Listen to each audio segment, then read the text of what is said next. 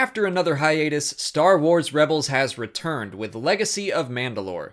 In this episode, Sabine returns home to try and gain the allegiance of her mother and the rest of Clan Wren so they can unite Mandalore against the Empire.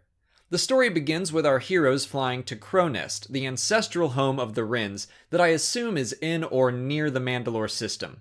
Sabine signals that she is arriving by speaking Mandoa, which is cool, and I think it's the first time we've actually heard it. Once they've landed, Sabine meets up with her brother Tristan and her mother Ursa. I've got to say I'm surprised that Sabine's mom actually isn't Rook cast just as an added connection to the Clone Wars, but really it's no big deal. Ursa Wren holds the title of Countess, and she alludes to some of the bad blood Mandalorians have with the Jedi, probably from the Mandalorian Wars that were referenced in the last episode. She says that she will tolerate Ezra and Kanan's presence if they give up their lightsabers. In addition, we learn that Gar Saxon holds the title of Emperor's Hand, which comes from Star Wars Legends. Already, there are some differences between this canon version and what fans might already be familiar with. In Legends, the Emperor's Hands were Force-sensitive operatives reserved for very special and difficult missions. Mara Jade held the title during the Galactic Civil War. Gar Saxon is not Force-sensitive, at least as far as we know, so it would appear that the title in canon isn't as important, and it definitely isn't a secret. But I will take any reference I can get to Mara Jade, and I'll be the first in line to speculate wildly that this is Dave Filoni's first hint at her future return to canon. In all honesty, I think that's probably unlikely, but join me in my delusions, won't you?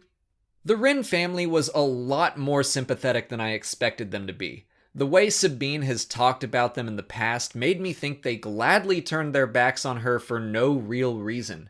But in the past couple of episodes, we learned that Sabine helped create a weapon that was then used against Mandalore to beat them into submission. Sabine was branded as a traitor, and it didn't help that she ran off. Her father was taken as a hostage, and Ursa and Tristan were forced to bend the knee to Gar Saxon to keep him safe. It's a very Game of Thrones situation going on here. I thought Ursa was an interesting and well-written character. She had a lot of conflicting emotions regarding her daughter. Anger for the pain that Sabine caused her family, but also a desire to protect her.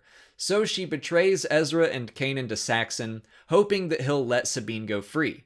Well, in return, he uses the attempt to bargain as an excuse to destroy all of Clan Wren. And that's what finally convinces Sabine's family to turn against the Empire and fight. At one point, Ezra tries to remind the Wrens that they are true Mandalorians, which is another term making its return to canon. In Legends, true Mandalorians were Mandalorians that fought against Death Watch, and it would appear that in canon, Death Watch, or at least some of its members like Saxon, have become the Imperial Super Commandos, so the term still kinda holds up. Gar is able to take control of the Darksaber, and Sabine uses Ezra's lightsaber to fight and disarm him, publicly reclaiming the Mandalorian symbol of power from its Imperial leader. So, as far as Clan Wren is concerned, she's earned the right to lead them. The episode ends with Gar Saxon's death and Sabine's decision to stay with her people. She claims she does not want to be their leader, but she wants to work to find the person who is worthy of the title. So speculation time. Who might that person be? My money is on Bo-Katan. We know she's making a return to the show as confirmed by her voice actress Katie Sackhoff. We know she's a capable warrior. We know she's loyal to Mandalore. And she's the sister of the former Duchess. She's got royal blood. I could absolutely see her wielding the Darksaber.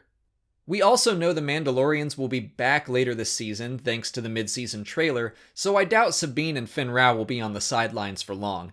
Previously, I mentioned that weapon that Sabine worked on, and I think we're going to see that in action in the season finale, which is going to bring Sabine and the other Mandalorians back into the story.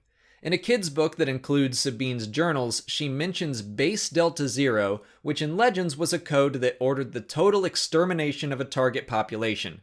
I think we saw that in action in the mid-season trailer as well, and Sabine may have had a hand in developing part of that standard operating procedure or something. So we have the code Base Delta Zero, and the season finale's title is called 0 Hour. I definitely think we're going to see Sabine's Imperial work in action, which will provide her with the opportunity to redeem herself. What did you guys think of the episode? What are your guesses on what's to come? Let me know in the comments, and if you want to see my other Rebels review videos for Season 3, check out this playlist here.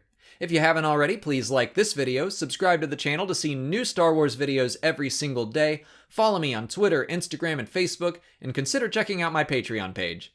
As always, thanks for watching, and may the Force be with you.